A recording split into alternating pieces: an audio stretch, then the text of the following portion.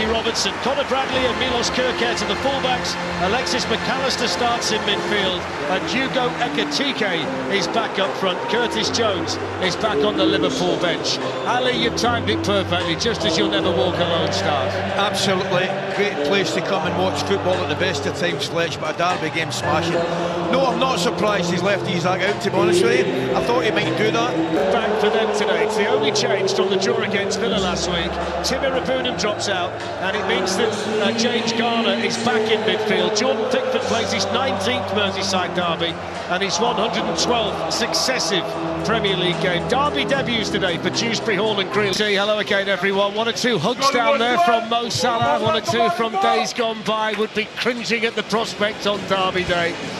But for the first time this season, and for the 247th time in this long and storied, historic rivalry, Liverpool and Everton are walking out. 4 days after another heart-stopping win for Liverpool, the players ready for a game that really matters. Everton looking for a rare win in this stadium. Anfield has turned up the red heat for one of its big days. It's the day that stops the city in its tracks. Merseyside focus is here to start the day with that famous banner. Joey ate the frog's legs, made the Swiss roll.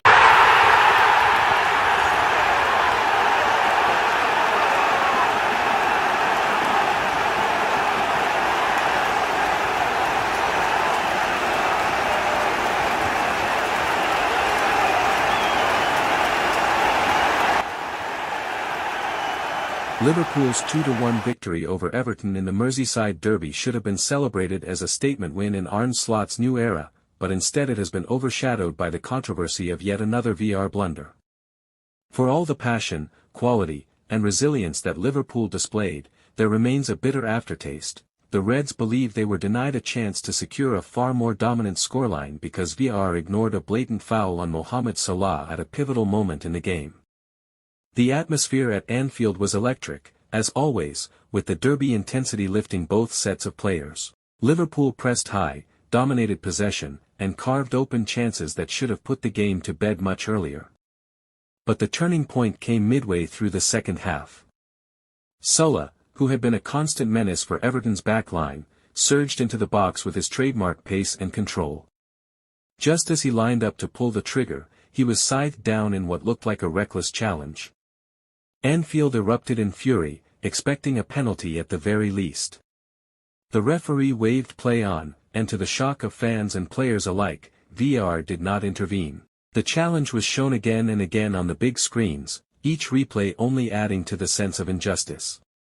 Salah's ankle was clearly clipped, his balance lost, and the defender's mistimed lunge left no room for debate. Yet VAR, with all its technology and multiple angles, remained silent. For Liverpool, this was no small mistake.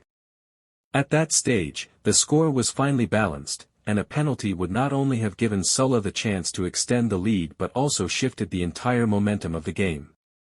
Instead, Everton grew in confidence, knowing they had escaped unpunished.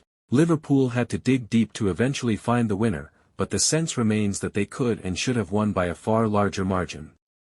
Arne Slot, speaking after the match, did not mince his words. "We want to compete for the highest prizes, and that means every decision counts. Tonight we controlled the game, we created chances, but VAR failed us. Mohamed was fouled, it was clear, and everyone saw it. That's the kind of moment that can change the scoreline from a close derby into a decisive win." Fans echoed the same frustration. Social media was flooded with slowed-down replays, screenshots, and heated debates about how such an obvious foul could be overlooked.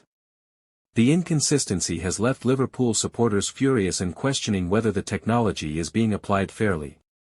Despite being one of the league's most fouled forwards, he rarely seems to get the decisions that his talent and reputation warrant.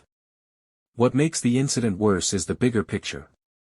Liverpool's 2-1 scoreline does not reflect the dominance they displayed.